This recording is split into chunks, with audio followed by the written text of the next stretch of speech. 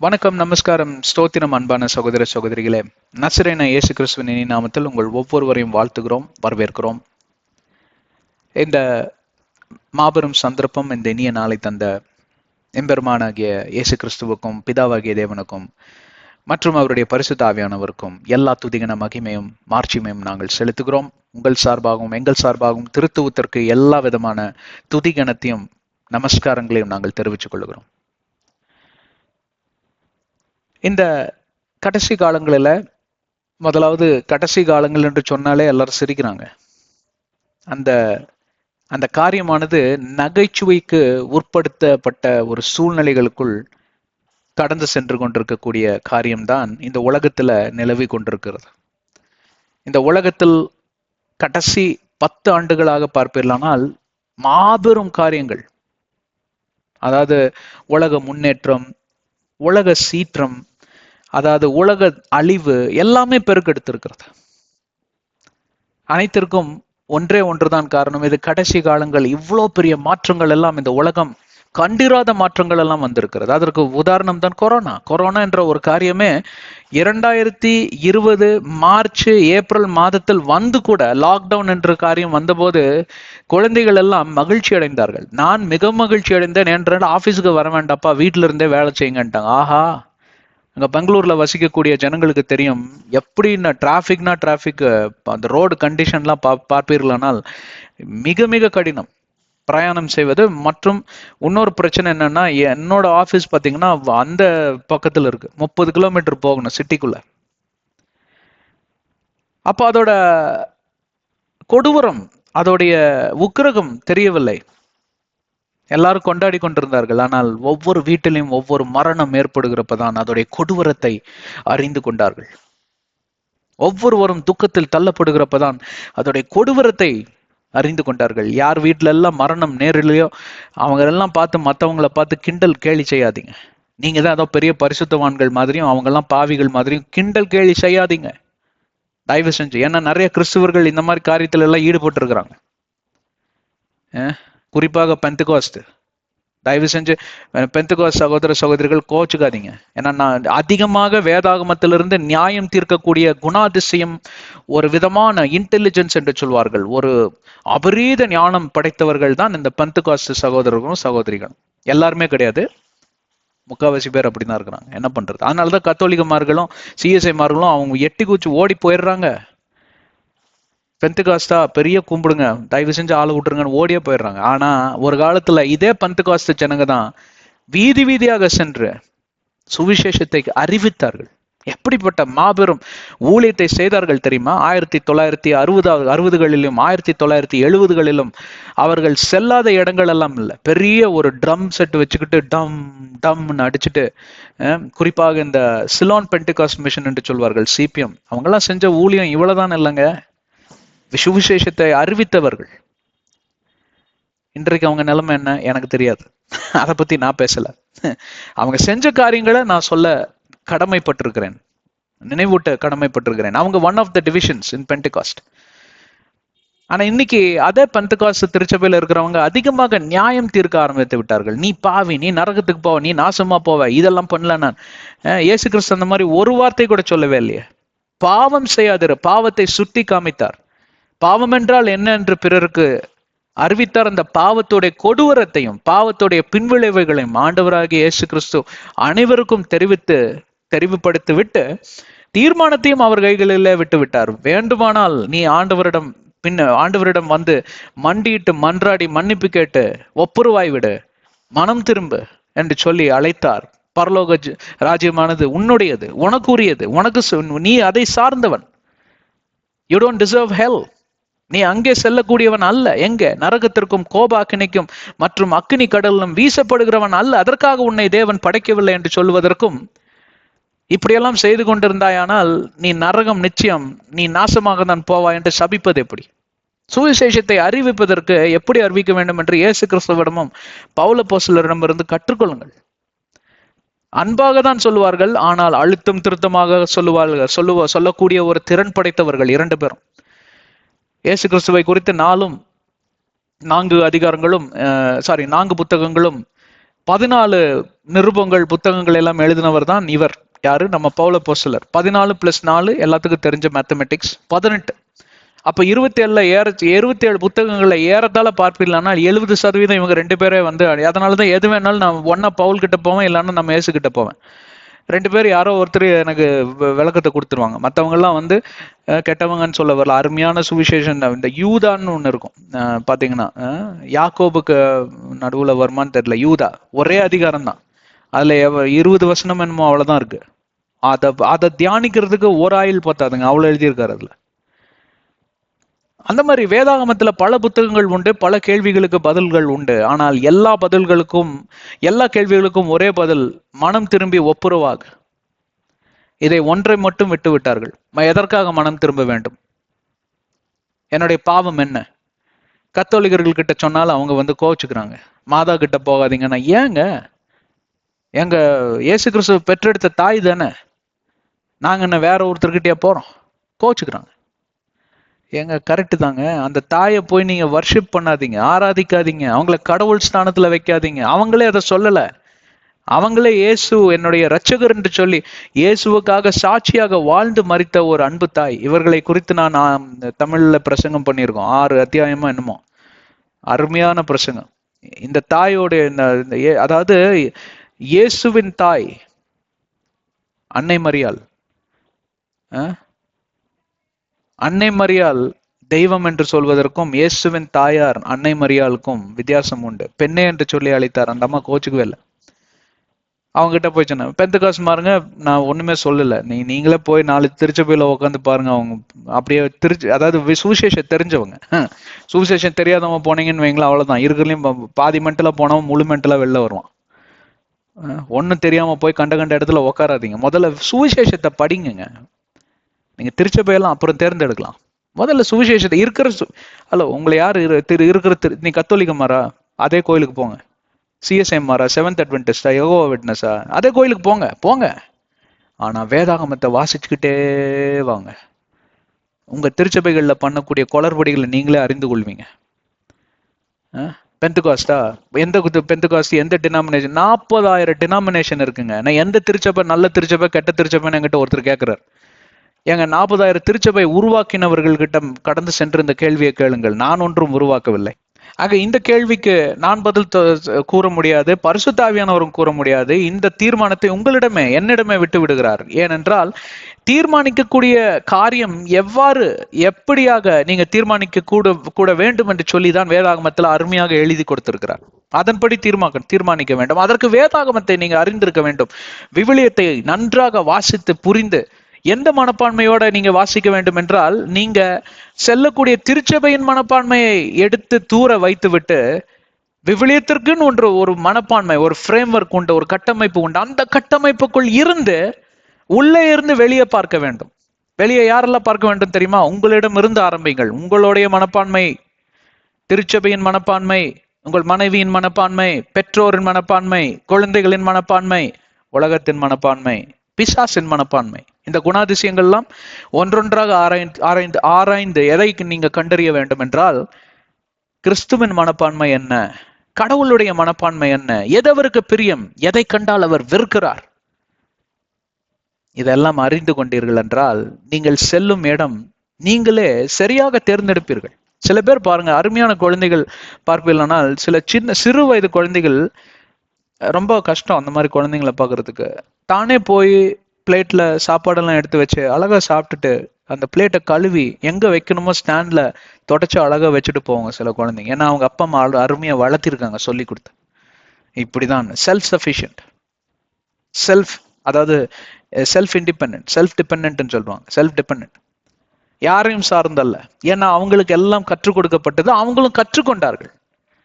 ஆனா அதே காரியத்தை அவன் கூட பிறந்த தம்பிக்கு சொல்லியிருப்பாங்க, அவன் அடங்கப்படாரு, பண்ண மாட்டான்.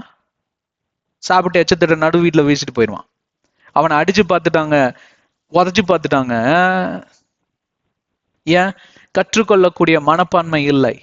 என்னுடைய மனப்பான்மையே பிரதானம், நான் தேர்ந்தெடுக்கக்கூடிய காரியமே பிரதானம் என்று சொல்லி எவன் ஒருவன் நடந்து கொண்டிருக்கிறானோ, எவன் ஒருவன் இப்படிப்பட்ட வாழ்க்கையில ஈடுபட்டு இருக்கிறானோ, அவன் பிசாசு குணம் படைத்தவன். ஏனென்றால் எப்படி லூசிபர் பிசாசாக மாறினான் என்றால் இந்த மனப்பான்மையினால் தான். நான் என்னுடைய சிங்காசனத்தை ஆண்டவருடைய சிங்காசனத்துக்கு மேலாக உயர்த்துவேன், ஏனென்றால் எனக்கு யாருக்கும் கட்டுப்பட வேண்டிய அவசியம் இல்லை. ஒரு டிரைவரை பார்த்தேன், இந்த ரெட் டாக்ஸி என்கிற ஒரு இது இருக்கு கோயம்புத்தூர்ல. அப்போ ஒரு டிரைவர் சின்ன பையன் தான் ஓட்டிட்டு வந்தான். என்னப்பா படிச்சிருக்கிற அப்படின்லாம் கேட்டுனா நல்லா பேசிட்டு வருவேன். அவன் வந்துட்டு நான் என்ஜினியரிங் படிச்சிருக்கேன். என்ஜினியரிங் படிச்சுட்டு ஏன்ப்பா டிரைவர் வேணும்? நான் யாருக்கிட்டையும் கை கட்டி நான் வேலை பார்க்க மாட்டேன், எனக்கே இது வேணும். சரிப்பா என்ன கனவு வச்சிருக்கிற இப்படின்னா, இப்போ நீ டிரைவர் வேலைன்னா எப்போ வேணா லீவ் எடுப்பேன், எங்க வேணாலும் ஊரை சுத்துவேன், எங்க வேணாலும் போவேன் வருவேன். சரி உன் கனவு என்ன அப்படின்னு கேட்டா இதுதான் என் கனவுங்கிறான். நீ உருப்பிட்ட மாதிரி தான் நினைச்சுக்கிட்டேன். அடுத்த நாள் என்ன பண்ண தெரியுமா, மனைவி யார்கிட்ட நான் சொன்னேன், இவன் இது உருப்புற ஆட்டிடியூடு கிடையாது, இவன் உருப்பிட மாட்டான்னு சொல்லி நான் மனசுல நினைச்சதை என் மனைவிட்ட சொன்னேன், அவங்ககிட்ட சொல்லல. அடுத்த நாள் என்ன பண்ண தெரியுமா அவன், அதுதான் நிரூபணமானது. மெசேஜ் பண்ணி எனக்கு ஒரு 2000 ரூபா கடனா கொடுங்கன்னு கேட்குறான். ஏன்டா என்ன பார்த்து இன்னும் 12 மணி நேரம் கூட ஆகல, நீயா கையை கட்டி வேலை செய்ய மாட்டேன்னு சொன்னவன் பிடிச்ச நல்லா வாங்கி விட்டேன். என்கிட்ட கேட்குறிய நீ யாருன்னு எனக்கு தெரியாது. அப்போ சாரி சார் அப்படிங்கிறான். பாத்தியா அப்படின்னு காமிச்சேன் என் மனைவி கிட்ட.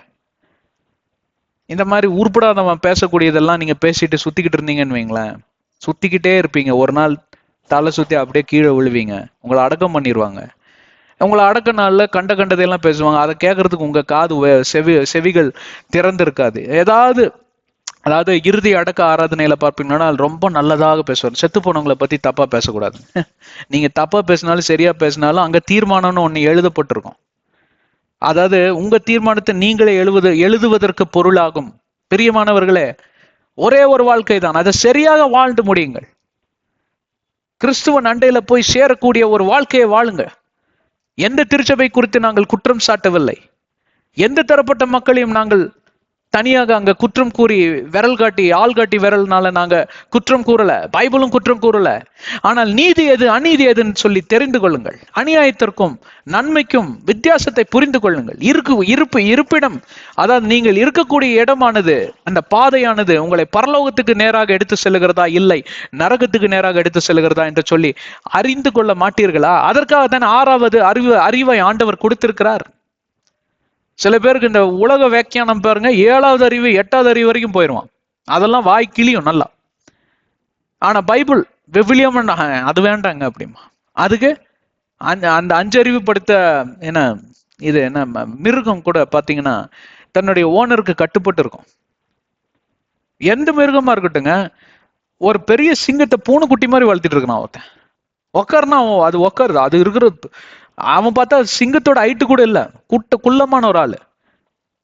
அது நக்குது, அவனை கட்டி பிடிக்குது, என்னென்னமோ பண்ணுது. ஏன் தெரியுங்களா? அவன் அந்த அளவுக்கு அவனை அதை குழந்தையிலிருந்து கீழ்ப்படிதலுக்குள் நடத்தியிருக்கான். அவன் மேல சும்மாதான் ஒரு கையை வச்சான், அப்படியே ஆணிச்சு பாருங்க, சிங்கம் அந்த பக்கத்துல இருக்கிற ஓடியா போயிட்டான். தெரியாம அப்படி கட்டி பிடிக்கிற மாதிரி இருந்தா அது நினைச்சுக்கிச்சு அவனை அடிக்க வேணாம். அப்படி ஒரு மிருகத்துக்கு இருக்கக்கூடிய 5 அறிவு கூட உங்களுக்கு இல்லைங்கிறப்போ ஆண்டவருக்கு எப்படி இருக்கும்? என்னை சேர்த்துதான் சொல்றேன். 5 அறிவு படைத்த மிருகம் கூட கீழ்ப்படிதலுக்கு தன்னுடைய மாஸ்டர் என்று சொல்லக்கூடிய, அதாவது தன்னுடைய முதலாளிக்கு மிக கீழ்ப்படியக்கூடிய ஒரு குணாதிசயம் படைத்தது. 6 அறிவு படைத்த மனிதன் தான் தன்னுடைய முதலாளி, தன்னுடைய படைப்பாளி, தன்னுடைய சிருஷ்டிகர்த்தரை நினைவில் வைக்காமலே அவன் இஷ்டத்துக்கு அவனா போயிட்டு இருக்கான். சரி, வாருங்கள் முன்னேறி செல்வோம். ஆதியாகமத்தின் ரகசியங்கள் என்கிற தலைப்புல நாம் பல ஆண்டுகளாக, பல மாதங்களாக பல காரியங்களை குறித்து, நியமங்களை குறித்து வேதாகமத்திலிருந்து நாம் ஆராய்ந்து வருகிறோம். இந்த ஆராய்ச்சிக்கெல்லாம் ஒரே ஒரு நோக்கம்தான், ஒரே ஒரு குறிக்கோள் தான். நாம் யாவரும் பரலோக ஜீவத்துக்கு, பரலோக ராஜ்யத்துக்கு நேராக கண்களை ஏறெடுத்து நாம் முன்னேறி செல்ல வேண்டும் என்கிற ஒரே காரியம்தான், ஒரே நோக்கம். 2வது நோக்கம் என்னவென்றால், இந்த ஆதியாகமத்தை புரிந்து கொள்ளவில்லை என்றால் நீங்கள் வேதாகமத்தையே புரிந்து கொள்ள முடியாது. நான் யாருக்கிட்ட வேணாலும் ஓப்பன் சேலஞ்ச் கொடுக்குறேன். ஆதியாகமம் நீங்க படிக்கவே வேண்டாம், அதை விட்டு நீங்க எல்லாத்தையும் படிங்க. நீங்க நான் சொல்றேன் பாருங்க, எத்தனை ஆண்டுகள் ஆனாலும் சரி இந்த வேதாகமம் என்கிற அந்த கட்டமைப்புக்குள் வரவே முடியாது. உங்களால ஒரு குழப்பத்திலே இருப்பீங்க, கடைசியில விழுந்து போயிருவீங்க. கடைசியில பைபிளை வேண்டாப்பான்னு கும்பிடு போட்டு ஓடிடுவீங்க. அது காரணம் என்ன தெரியுங்களா? முதலாவது புத்தகத்தையும் கடைசி புத்தகத்தையும் சரியா புரிந்து கொள்ளாததுதான் காரணம். ஆதி ஆகமம் எப்படி ஆதியில இந்த திருச்சபை, அதாவது திருச்சபை விட இயேசு கிறிஸ்து அங்கே பார்ப்பீர்களானால் பிறந்தார். எங்க? ஆதியாகமம் 3 பிறந்துட்டார். அதே போல உலகத்தின் கடைசி நாட்கள், ரெவலேஷன், வெளிப்பாடு, இது 2 புத்தகத்தை பார்த்தீங்கன்னா எல்லா கிறிஸ்துவர்களும் ஒன்னா அப்படி மேல் பூச்சா படிச்சுட்டு விட்டுருவாங்க, இல்லை படிக்காமலே விட்டுருவாங்க. அது ரொம்ப ஆதியை எப்ப படிச்சு என்ன ஆக போதும், இவன் கிறிஸ்து வருகன்னு எல்லாம் சொல்லி குழப்புறானுங்க. அதை படிச்சாலும் எனக்கு பயமா இருக்கு, இல்லைன்னா புரிய மாட்டேங்குது, குழப்புது. மற்றதெல்லாம் நான் படிக்கிறேன். இது ரெண்டுமே முக்கியங்க. இது ரெண்டும் படிக்காம நீங்க மத்தெல்லாம் படிக்கிறது தண்டம். அதனாலதான் ஒன்னு ஆங்கிலத்திலையும் இன்னொன்னு தமிழ்லையும் பண்ணிட்டு வரோம், தொடர் போதனையாய். கடைசி 2022 3.5 ஆண்டுகளாக போதித்து வருகிறோம் வெளிப்பாடுல இருந்து. எத்தனையோ அத்தியாயங்கள், நூற்றுக்கணக்கான அத்தியாயங்கள். It is almost like a 10 years programme. 10 வருடங்களாக போதிக்கக்கூடிய மெட்டீரியல் கண்டென்ட் எல்லாம் ரெடி. அப்படி போயிட்டு இருக்கு ஒரு பக்கம். ஆனா அதை வைத்து முழு வேதாகத்தையும் நாங்க உங்களுக்கு சொல்லி தருவோம். எங்களோடு கூட இணைந்திருங்க. ஆதி ஆகமத்தில் பார்ப்பீர்களானால் 7வது அதிகாரத்துக்குள் தொடங்கி நுழைந்திருக்கிறோம். 6 அதிகாரங்களில் ஆண்டவராகிய தேவன் இந்த உலகத்தை சிருஷ்டித்தார். இந்த உலகத்தில் இருக்கக்கூடிய அனைத்து படைப்புகள் மேல் ஆண்டவர் ஆதிக்கம் செலுத்தும்படி மனிதனுக்கு அந்த சுதந்திரத்தை கொடுக்கிறார். அந்த சுதந்திரத்தை பெற்றுக்கொண்டு மனிதனாதவன் கீழ்ப்படியாமை பற்றி கொண்டான். கீழ்ப்படியாமை பற்றி கொண்டதனால் பாவம் பிறந்தது. பாவம் பிறந்ததனால் கொடூரமும் கொடுமைகளும் அநியாயமும் அக்கிரமங்களும் அயோக்கியத்தனங்களும் பிறந்தது. பாவத்தின் பின்விளைவை, அந்த கொடூரத்தை மனிதன் அனுபவித்தான். அதன் மூலமாக உலகம் எங்கிலும் கெட்டழிந்தது. மனிதன் கெட்டழிந்தான். ஆண்டவராகிய தேவன் பார்த்தார், இதற்கு ஒரு முடிவு கட்ட வேண்டும் என்று சொல்லி, அந்த கொடூரத்துக்கெல்லாம் ஒரு முடிவு கட்ட வேண்டும். இந்த மனிதனை படைத்ததுக்காக தேவன் வெசனப்பட்டார் என்று வேதாகமம் 6வது அதிகாரத்தில் சொல்லப்பட்டதை நாம் தியானித்தோம். அதன் பின்விளைவாக அதன் நிமித்தமாக, பின்விளைவில் அதோடைய நிமித்தமாக அதோடைய முடிவுக்கு கொண்டு வந்துடலாம். அந்த உலகத்தை படைத்த சில ஆண்டுகளிலேயே ஆண்டவராகிய, சில நூற்றாண்டுகளிலேயே ஆண்டவராகிய தேவன் இதை அழித்து விடும்படி அவர் முடிவெடுத்து விட்டார். ஏறத்தாழ 1000 to 1500 ஆண்டுகளுக்கு நடுவால தான் இந்த முடிவு எடுக்கிறார். அப்போ நோவா என்கிற ஒரு நீதிமானை ஆண்டவர் கண்டடைகிறார். அந்த நீதிமானை ஆண்டவராகிய தேவன் கண்டடைந்த மாத்திரத்திலே அவருடைய நினைவை மாற்றிக்கொள்கிறார், அவருடைய தீர்மானத்தை மாற்றிக்கொள்கிறார். இந்த குடும்பத்தை காப்பாற்ற வேண்டும். இந்த குடும்பத்தோட யாரெல்லாம் சேர்கிறார்களோ அவர்கள் எல்லாம் சேரட்டும். ஒரு ஓப்பன் இன்விடேஷன், அதாவது ஒரு திறந்த அழைப்பு, ஓப்பன் இன்விடேஷன், எல்லாத்துக்கும் திறந்த அழைப்பு. வாருங்கள், யார் வேணாலும் வாருங்க, வாருங்க. ஒரு முகாமெல்லாம் நடத்துறாங்கல்ல அரசியல் கட்சிங்க, இந்த மாதிரி யார் வேணா வாங்க, யார் வேணா போகலாம் உள்ள. ஆனா ஒரு ரெஜிஸ்ட்ரேஷன் பண்ணி இன்விடேஷன் கார்டு நீங்க வச்சிருக்கணும், அப்பதான் உள்ள விடுவாங்க. அப்போ ரெஜிஸ்ட்ரேஷன் பண்றதுக்கு எல்லாரும் ஓப்பன். அந்த மாதிரி நோவாவின் பேழை கிறிஸ்துவின் 2ஆம் வருகைக்கு ஒப்பிட்டு நாம் பல காரியங்களை அங்கே வியாக்கியானம் பண்ணணும், பல காரியங்களை நாங்கள் கற்று தந்திருக்கிறோம் என்று சொல்லி நாம் விசுவசிக்கிறோம். 7வது அதிகாரத்துக்குள்ள இந்த மகா ஜலப்பிரளயம் என்கிற அந்த காரியத்துக்குள், த கிரேட் ஃப்ளட் என்கிற அந்த காரியத்துக்குள் நுழைந்திருக்கிறோம். 1வது அதிகாரத்தை மட்டும் தான் முடித்திருக்கிறோம். இந்த மகா ஜலப்பிரளயம் என்பான் இந்த மகா கொடூரத்தின் நாட்களுக்கு ஈடாகும். அதாவது இந்த great tribulation and great flood, இது ரெண்டையும் ஒப்பிட்டு பார்க்கலாம். மகா உபத்திரவத்தின் காலத்தை குறித்து வேதாகமத்துல பல இடங்களில சுட்டி காட்டிருக்கிறார்கள். பேதுரு சுட்டி காட்டிருக்கிறார், பவுல் அப்போஸ்தலர் சுட்டி காட்டிருக்கிறார், இயேசு கிறிஸ்து சுட்டி காட்டிருக்கிறார். யோவான் சீஷன் பத்மோஸ் தீவுல அங்க எழுதின அந்த வெளிப்பாடன் நிருபத்துல சுட்டி காட்டியிருக்கிறார். ஏனென்றால் அது மகா கொடூரத்தின் நாள், மகா உக்கிரகத்தின் நாள், ஆண்டவருடைய மகா கோபாக்கினையின் நாள். அந்த நாட்களில ஒருவனும் ஜீவிக்க முடியாது, சாத்தியமே இல்லை. உங்க வாழ்க்கையில நடக்கக்கூடிய சில கொடூரங்களை நீங்கள் எண்ணி பார்ப்பீர்களானால் அதுக்கே மனம் துவண்டு விடுகிறது, அதுக்கே மனமானது பார்ப்பீர்களானால் சோர்ந்து விடுகிறது. அதையெல்லாம் எண்ணி பார்க்க மாத்திரத்துல கண்கள் எல்லாம் குளமாகி விடுகிறது, இருதயம் எல்லாம் நொறுங்கி போய் விடுகிறது. அப்படிப்பட்ட கொடூரத்துக்குள் நாம் யாவரும் சில காரியங்களாவது கடந்து போயிருப்போம். சில பேர் துரோகம் செய்திருப்பார்கள், சில பேர் அநியாயத்தை செய்திருப்பார்கள், சில இழப்புகளை நாம் கடந்து போயிருப்போம். நிறைய வீட்டுல இருக்கக்கூடவங்க இறந்து போயிருப்பாங்க சின்ன வயசுலயே. அந்த காரியத்தெல்லாம் நினைக்கிறப்போ துக்கம், மனசு உடைஞ்சு போகும். இதெல்லாம் ஒண்ணுமே இல்லை. அதுதான் மகா உக்கிரகத்தின் நாள், மகா கொடூரத்தின் நாள். That is called as a great tribulation. Great tribulation, மகா உபத்திரத்தின் நாள். உபத்திரங்கள் எல்லாம் ஒன்றாக சேர்ந்து வந்து அடிச்சதுன்னா எப்படி இருக்கும்? மொத்த பாதாளம் வந்து உங்க முன்னாடி நின்னா எப்படி இருக்கும்? பாதாளத்தில் இருக்கக்கூடிய ஆவிகள் ஏறுவதும் இறங்குவதுமா இருக்குது. கொஞ்சம் தான் திறந்து வச்சிருக்காங்க. எங்க அந்த மூடிய, அதுக்குள்ள எவ்வளோ ஒருத்தன் ஏற முடியுமோ, எவ்வளோ நம்மளால தாங்க முடியுமோ அவ்வளவுதான் அனுமதி அங்கே உண்டு. வெளிப்பாடுல நீங்க பார்க்கலாம். வெளிப்பாடு 20வது அதிகாரத்துல இதை படிச்சீங்கன்னா உங்களுக்கு தெரியும். அதை மொத்தமா திறந்து வைக்கக்கூடிய நாட்கள் தான் இந்த மகா உபத்திரத்தின் நாள். அந்த நாளுக்கு ஈடாக இதை நாம் ஒப்பிட்டு நாம் அப்படியே பேசிக்கொண்டே வருவோம். அப்ப நீங்க புரிந்து கொள்வீர்கள் எதற்காக இதை முன்னறிவிக்கிறார் என்றால், அந்த மகா கொடூரம், அந்த மகா ஜல பிரளயம் வரப்போகிறது. அதை நீ ஊரெங்கிலும் போய் சொல்லு, ஜனங்களை தயார் செய். யாரெல்லாம் மனம் திரும்பி வருகிறார்களோ மனம் திரும்பி வரட்டும், மனம் திரும்புதல் நாட்கள் தொடங்கட்டும் என்று சொல்லி ஆண்டவராகிய தேவன் ஒரு நல்ல எண்ணத்துல, ஒரு நல்ல நோக்கத்துல அந்த கிருபையின் காலத்தை திறந்து வைக்கிறார். கிருபையின் காலம் என்றால் என்ன? ஒரு பேரழிவுக்கு முன்பே உங்களுக்கு கொடுக்கப்பட்ட ஒரு சந்தர்ப்பம், ஒரு தருணம். அதை எவன் ஒருவன் பிரயோஜனப்படுத்திக் கொள்ளுகிறானோ அவனே மகா ஞானம் படைத்தவன். அவனே இந்த நித்திய வாழ்வின் முக்கியத்துவத்தையும் மகத்துவத்தையும் அறிந்து கொண்டவன் என்று சொல்லி வேதாகமம் சொல்லுகிறது. எவ்வளவு பேர் என்னோட இருக்கீங்க? போலீஸ் ஒரு இடத்துல வந்து, நீங்க மார்க்கெட் பிளேஸ்ல நிக்கிறீங்க, ஒரு இடத்துல நீங்க ஷாப்பிங் பண்ணிட்டு இருக்கீங்க, ரொம்ப கிரௌடா இருக்கு. நாங்க ஒரு காரியத்தை நாங்க பார்க்கிறோம், எங்களுக்கு தெரியுது எங்க கண்களில் இங்க ஒரு பெரிய ஒரு ஸ்டாம்பீட், அதாவது என்ன, ஒரு ஸ்டாம்பீடுக்கு என்னங்க தமிழ்ல? ஒருத்தர் அப்படி கூட்ட நெரிசல்ல நீங்க சிக்கி எல்லாம் வந்து மறிக்க போறீங்க, எல்லாம் போங்க அப்படின்னா எவனும் நகர்ற மாதிரி இல்லை. ஆனா சொல்லி சில நேரத்திலேயே பார்ப்பீங்கன்னால் அந்த கூட்ட நெரிச்சல்ல நிறைய பேர் இறந்து போயிடுறாங்க. அப்போ சில பேர் வந்து தப்பிச்சிடுறாங்க, அவங்க வந்து தன் கூட வந்தவர்களை இழந்து விட்டார்கள். அப்போ அவங்க கிட்ட பேட்டி எடுக்கிறப்ப என்ன சொல்லுவாங்க? போலீஸ் ஏற்கனவே அறிவிச்சாங்க, நாங்க தான் கேட்காம எங்க கூட வந்த எங்க மனைவி இறந்துட்டாங்க, இப்போ கணவன் இறந்துட்டாங்க, சிறு பிள்ளைகள் இறந்தது என்று சொல்லி எல்லாம் நீங்க கதறுங்கிறப்போ அதை கேட்கறவங்க வந்து கண்ணீர் வடிப்பாங்க. அதே நேரத்துல அவங்க கோபமும் படுவாங்க. சொன்னாங்கல்ல, அப்புறம் ஏன் நின்னாங்க? அவங்க சொன்னப்ப தெரியலங்க, நடந்ததுக்கு அப்புறம் தான் தெரிஞ்சது. அதுதாங்க மனிதனோட இயல்பு. நடக்கும் வரை ஒருவனுக்கு கொடூரம் புரிவதில்லை, அந்த பாவத்தின் உக்கிரவம் புரிவதில்லை, அந்த பிசாசின் ஆதிக்கம் புரிவதில்லை. ஆனால் நடந்து நிறைவேறின பிறகு அதை குறித்து நினைத்தால் என்ன, நினைக்காம விட்டால் என்ன? நடந்தது தானே, முடிந்தது தானே.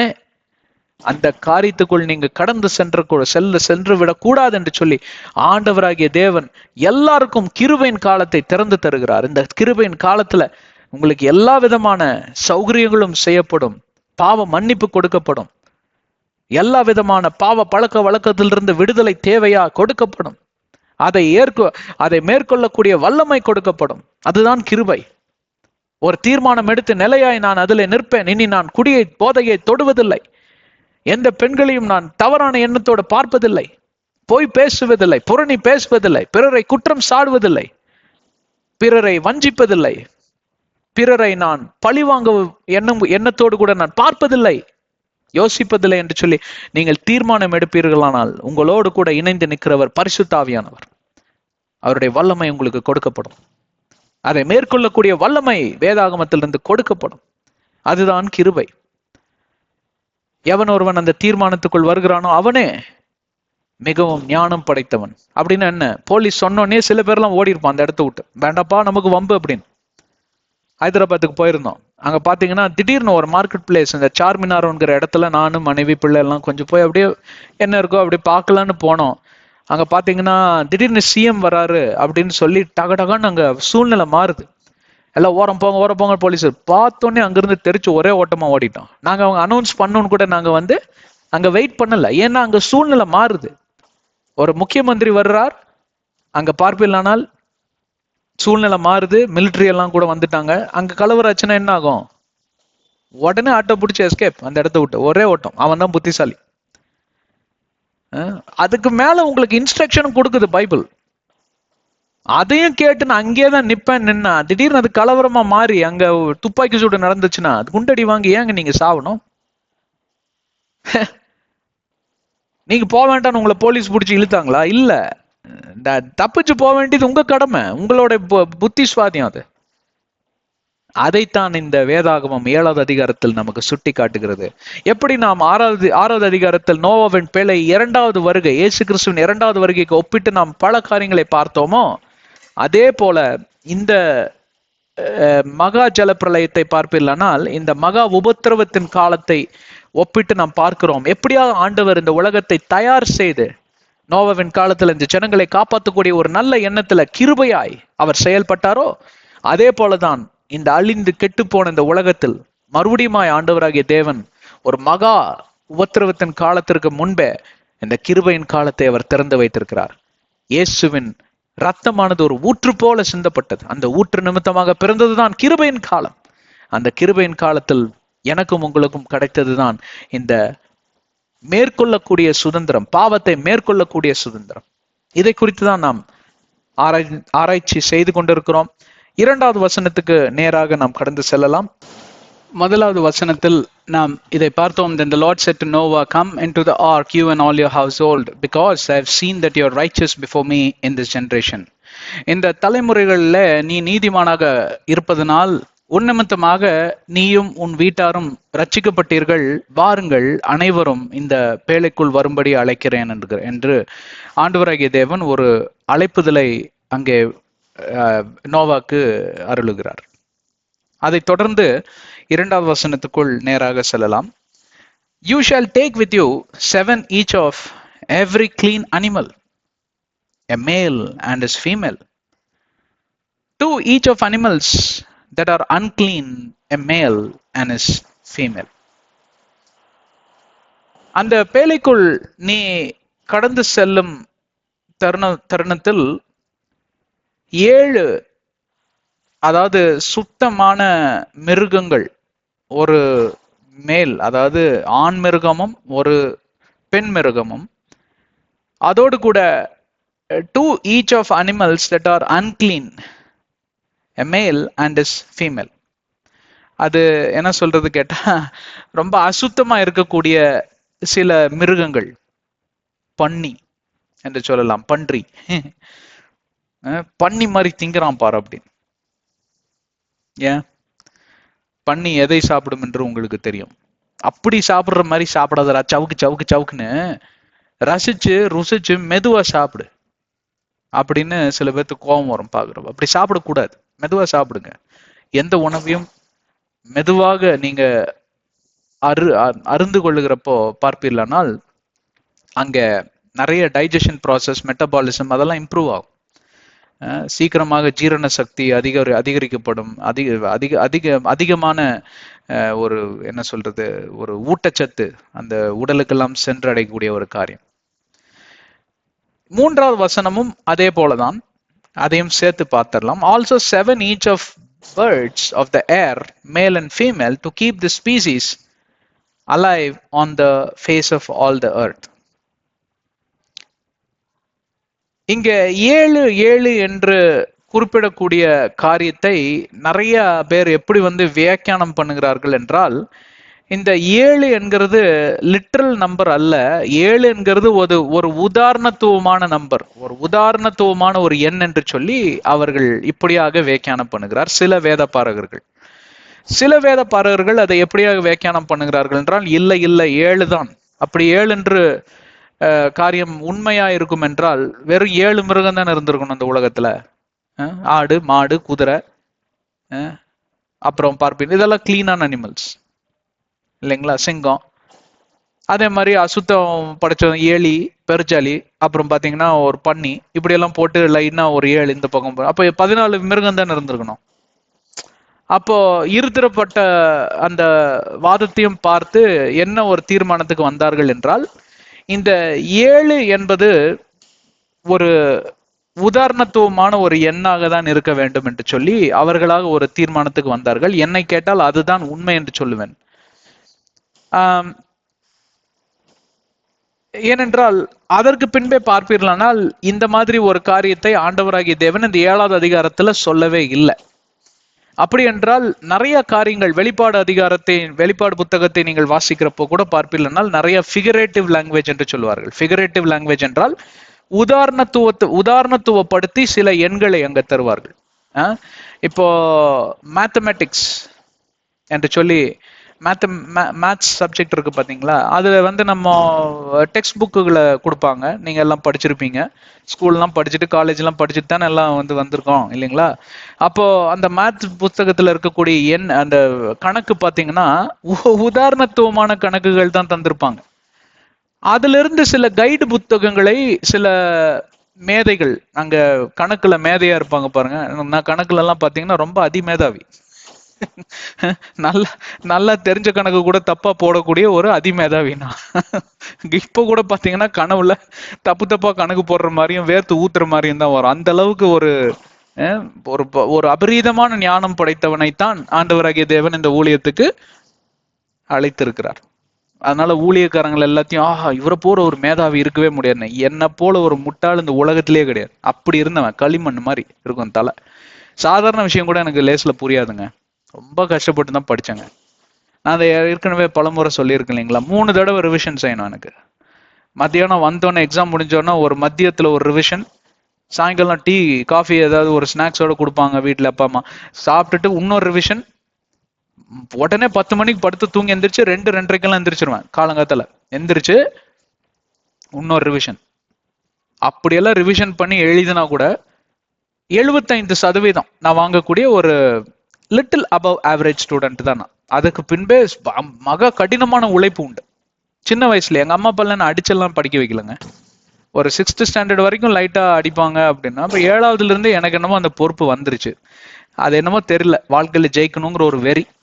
ஏன்னா நிறைய நிந்தைக்குள் நான் கடந்து போயிருக்கேன், நிறைய பேர் கிண்டல் பண்ணியிருக்காங்க, உற்றார் உறவினர் சொந்த பந்தம் எல்லாரும் கெட்டவங்க இல்ல, நிறைய பேர் என்ன போட்டு அந்த வெறி ஏத்துனாங்க. ஏதாவது இது உருப்படாது, இவன் களிமண்ணு, மக்கடிக்கிற கேஸ்ன்னு. மக்கடிக்கிறதுக்கு ஒரு திறமை வேணும். எவ்வளவு பேர் மக்கடிச்சு முன்னேறி இருக்கீங்க?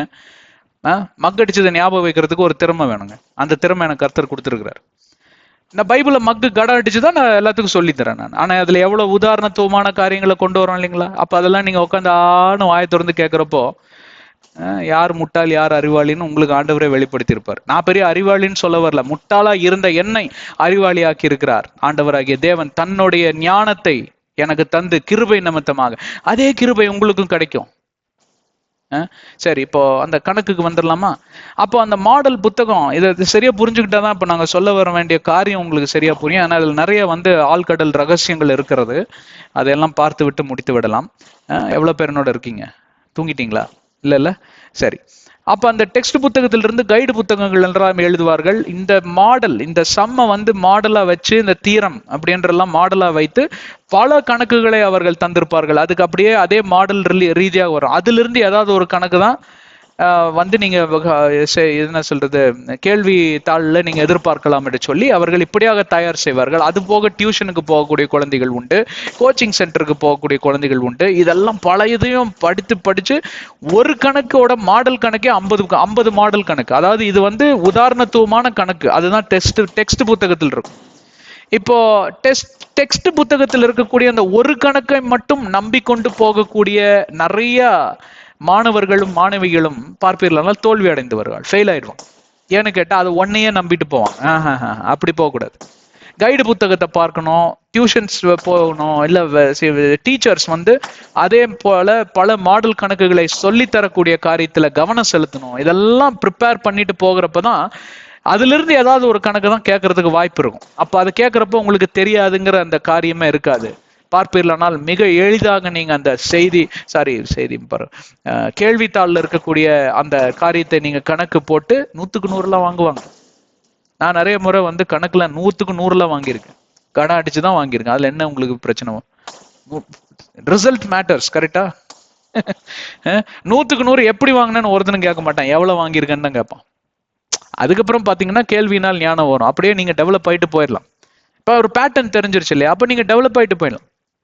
நான் படிச்சது சிவில் இன்ஜினியருங்க. ஆனா ஐடி ஃபீல்ட்ல பாத்தீங்கன்னா கொடிகட்டி பறந்துருக்கேன். நான் இப்பவும் பறந்துட்டு தான் இருக்கேன். அதுக்கு காரணம் என்ன? கேள்வியினால் பிறந்த ஞானம் தான்.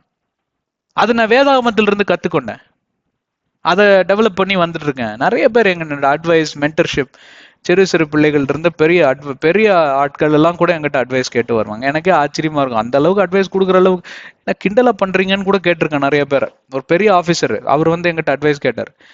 சார் என்னை வச்சு எதுவும் காமெடி கிமெடி பண்ணலையே அப்படின்னு. எனக்கு வடிவேல் ஜோக்குன்னா ரொம்ப பிடிக்கும். அப்போ அந்த காலங்களில் பார்த்துட்டு இருந்தேன். நான் இப்போ கூட வந்து பார்த்தீங்கன்னா பஸ்ஸில் ரயில்வே ஸ்டேஷன்ல உட்காந்துருப்போ ஜோக்கு வரும். எனக்கு மனசு விட்டு சிரிக்கிறதுனா ரொம்ப பிடிக்குங்க. நல்ல சில நகைச்சுவை காட்சிகள்லாம் எனக்கு பார்த்து மனசு விட்டு சிரிக்கிறது தவறாங்க. அதுக்குன்னு அதையே பொழப்ப முழு நேரம் உட்காரக்கூடாது. நான் அப்படி இல்லை. அப்போ பார்த்தீங்க என்னை வச்சு காமெடி எதுவும் பண்ணலீங்களே சார். இல்லைங்க சீரியஸா கேட்குறேங்க கொஞ்சம் அப்படின்னு அவர் கடுமையா பேசினார். அப்போதான் எனக்கே தெரிஞ்சது, சரி நமக்கும் ஆண்டவர் கொஞ்சம் ஞானத்தை கொடுத்துருக்குறாங்க. இப்போ என்ன எதனால அந்த ஞானம் வளர்த்திக்கிட்டோம் அப்படின்னா, ஒரு மாடலை வச்சு பல மாடல்களை பல உதாரணத்துவமான காரியங்களை அதோட சேர்த்து கொள்வதனால். அப்படிதான் இதை எழுதியிருக்கிறார்கள். அப்படிதான் இந்த முழு வேதாகமத்தையும் எழுதியிருக்கிறார். இந்த வேதாகமே ஒரு summary book. This is not a detailed book. சரியா? அதுல ஒரு காரியம் தான் இது. இங்க என்ன ஆண்டவராகிய தேவன் சொல்லுகிறார் என்றால், நீதிக்கும் அநீதிக்கும் இருக்கக்கூடிய வித்தியாசத்தை கண்டுகொள்ளும்படி, சுத்தமான காரியம் பரிசுத்தமான காரியத்துக்கும் அசுத்தமான காரியத்துக்கும், அதாவது ஆண்டவருக்கு வெறுப்பு வரக்கூடிய காரியத்திற்கும் வித்தியாசத்தை புரிந்து கொள்ளும்படி அங்கே வேறு பிரிக்கிறார். இந்த வேறு பிரித்துதல் பார்ப்பீர்களானால் மத்தேயு 25வது அதிகாரத்துல மிக மிக தெளிவாக இயேசு கிறிஸ்து அங்க சொல்லி கொடுக்கக்கூடிய ஒரு காரியம். அதுவும் ஏன் அந்த அதிகாரத்தை நான் எடுக்கிறேன் உதாரணத்துக்குன்னா, இப்பதான் நான் பேசணும். இது டெக்ஸ்ட் புக் 7வது அதிகாரம். நம்ம பாக்குறது கைடு புக். பழைய ஏற்பாடு டெக்ஸ்ட் புக், புதிய ஏற்பாடு கைடு புக். பழைய ஏற்பாடிலிருந்து பல உதாரணத்துவமான காரியங்களை ஓமைகள் மூலமாக, பல அதாவது போதனை மூலமாக விளக்கி தந்தார் இயேசு கிறிஸ்து. அதுல இருந்து அடுத்த படிக்கு எடுத்துட்டு போனார் இன்னொரு கைடு புக்கு. அதுதான் நம்ம பரிசுத்த ஆவியானவரால் எழுதப்பட்ட மித்த 23 புத்தகங்கள். ஃபர்ஸ்ட் 4 புத்தகங்கள் இயேசு கிறிஸ்துவால சொல்லப்பட்டது. அதிலே ஒரு அதிகாரம் தான் 25வது அதிகாரம். இதுல சற்று நேரத்தை செலவழித்து நாம் இந்த அத்தியாயத்தை நிறைவேற்றி விடுவோம். 2-3 நாம் இன்றைக்கு பார்த்து முடித்து விடலாம். 25வது அதிகாரத்துல அங்க பார்ப்பில்லைனால் பல ஓமைகளை பேசியிருப்பார். Parable of the wise and foolish virgins. அதாவது அங்க முட்டாள் ஸ்திரீகளும் அங்க ஞானமுள்ள ஸ்திரீகளும் குறித்து. என்ன முட்டாள் ஸ்திரீ, ஞானமுள்ள ஸ்திரீ, ரத்தன சுருக்கமா சொல்லிட்டு வந்து கடைசியில இருக்கக்கூடிய அந்த பார்ப்பீங்களானால் குறிப்பாக இருங்க ஒரு நிமிஷம்.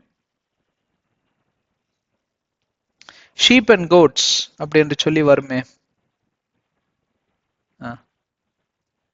ஒரே நிமிடம்.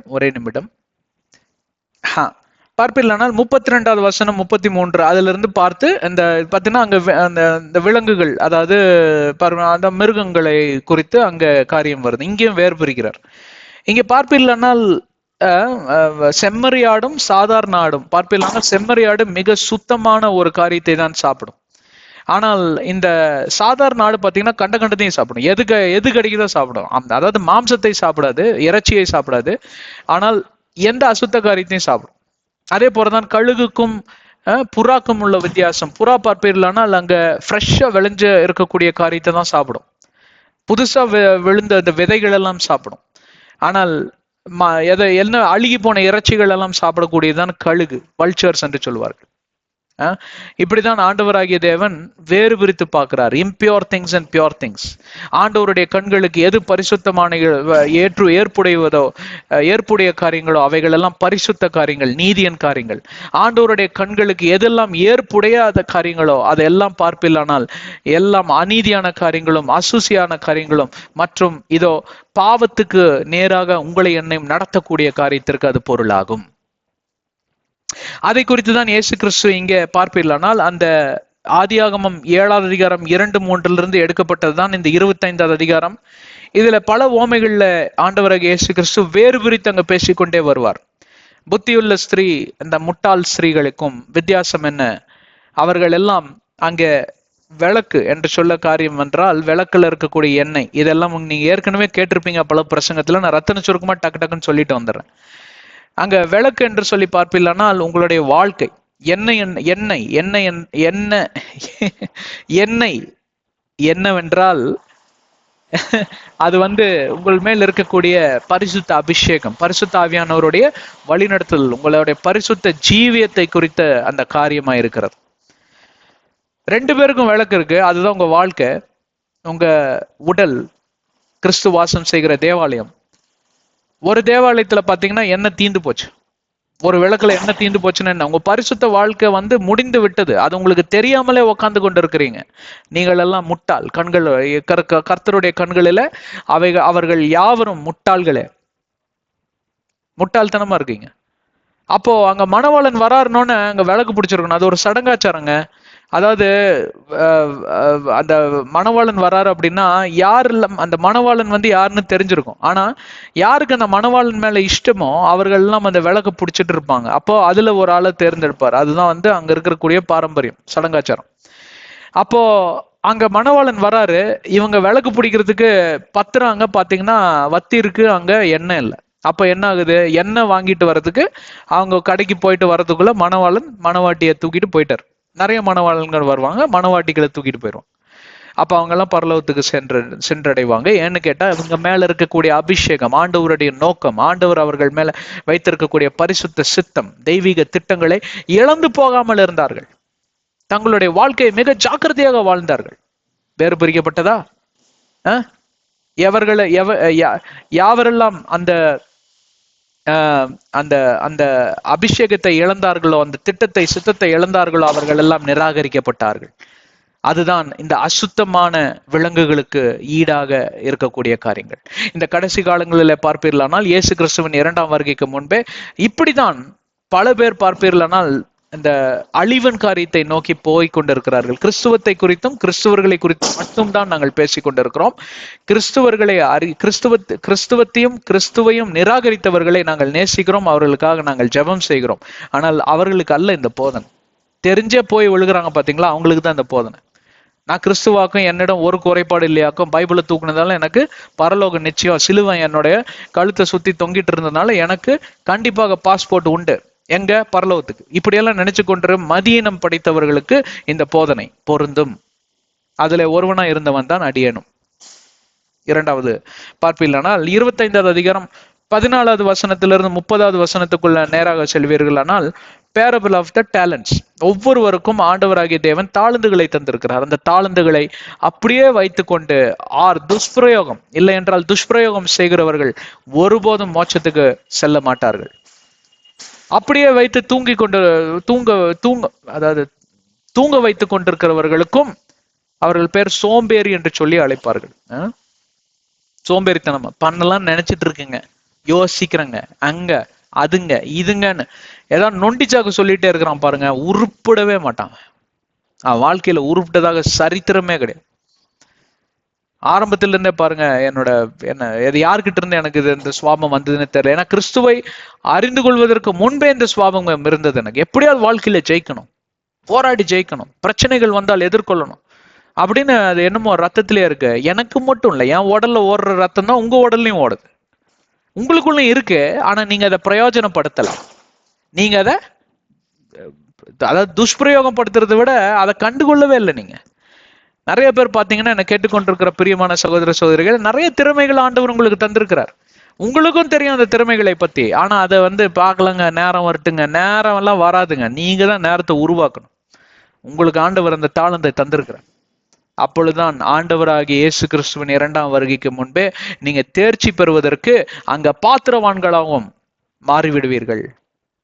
இல்லை என்றால் என்ன? நிராகரிக்கப்பட்ட அந்த விலங்குகளாய் மாறிவிடுவீர்கள், அசுசி படைத்தவர்களாய் மாறி வருவீர்கள். கர்த்தருடைய கண்களில் அருவருப்பாய் நீங்கள் காணப்படுவீர்கள். ஆனால் அவைகளும் இந்த உலகத்தில் தேவைதான். அது விலங்கு தேவை. ஏன்னு கேட்டா, இல்லைன்னா குப்பை தொட்டி மாதிரி மாறிடும் இந்த உலகம். கடலை சுத்தம் செய்யறதுக்கு சில விலங்குகள் ஆண்டவர் படைச்சிருக்கிறார். பூமியை சுத்தம் செய்யறதுக்கு ஆண்டவர் படைச்சிருக்கிறார். மலை பிரதேசத்தை சுத்தம் செய்வதற்கு ஆண்டவர், ஏன்னா நிறைய மிருகங்கள் செத்து விழுந்துரும், அதெல்லாம் சாப்பிட்றதுக்கு தான் இந்த கழுகுகள்லாம் படைச்சிருக்கிறார். குப்பை தொட்டியா மாறிடும். அந்த ரீதியில பார்த்தா இதெல்லாம் கரெக்ட். பட் பரிசுத்த ரீதியாகவும், அதாவது மோட்சத்துக்கு ஏதுவான காரியத்தை நீங்க பார்ப்பீர்களானால், நித்திய வாழ்வுக்கு ஏதுவான காரியத்தை பார்ப்பீர்களானால், இது வேற கண்ணோட்டத்தோட பார்க்க வேண்டும். விலங்குகளும் நாமளும் ஒன்னா இல்ல. ஆனால் அந்த கான்செப்ட் சேம். மகா ஜல பிரளயத்துக்கும் மகா உபத்திர காலத்திற்கும் நிறைய அதாவது என்ன சொல்றது பார்த்தா பொருத்தம் உண்டு. ஆண்டவராகிய தேவனுடைய கண்களில் நீங்க அந்த அசுசியான ஒரு விலங்கை போல காணப்படுகிறீர்களா? அதற்குத்தான் பார்ப்பீங்களா, முன்னேறி செல்லுகிறப்போ அங்கே ஆண்டவராகிய இயேசு கிறிஸ்து 32வது வசனத்துல அங்கே ஆண்டவராகிய தேவன் எப்படி அநியாயம் செய்கிறவர்களுக்கும் நீதியின் பாதையில செல்லுகிறவர்களுக்கும் வித்தியாசத்தை காண்கிறார் என்று சொல்லி அவரை ஏற்கனவே கொடுத்திருக்கிறார். அங்க பார்ப்பீர்கள், sheep on his right hand and goats on the left, 33வது வசனம். செம்மறியாடுகள்லாம் வலது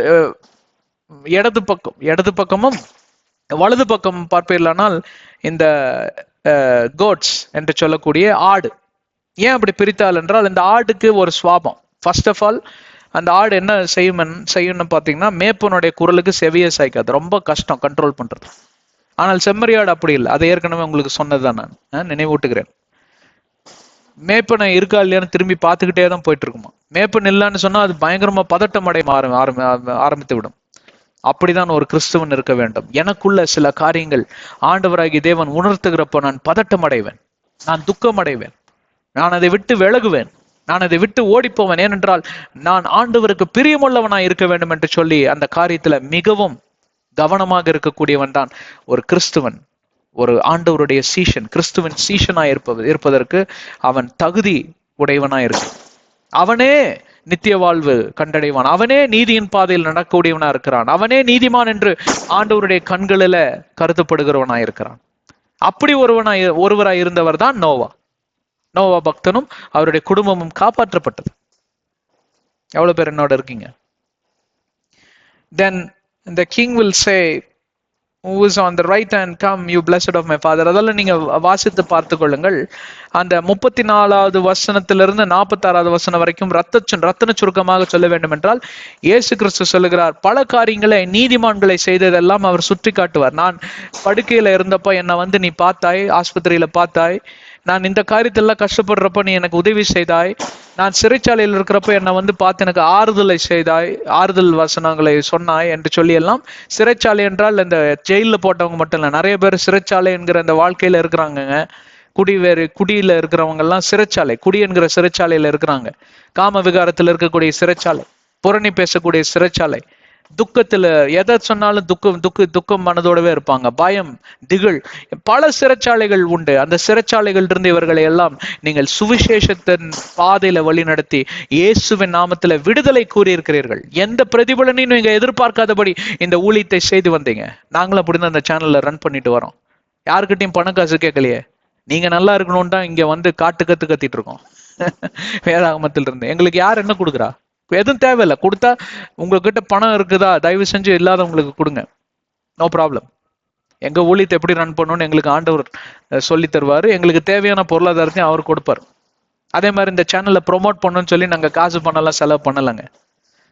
நீங்க அப்படியெல்லாம் ப்ரொமோட் பண்ண வேண்டிய அவசியமும் கிடையாது.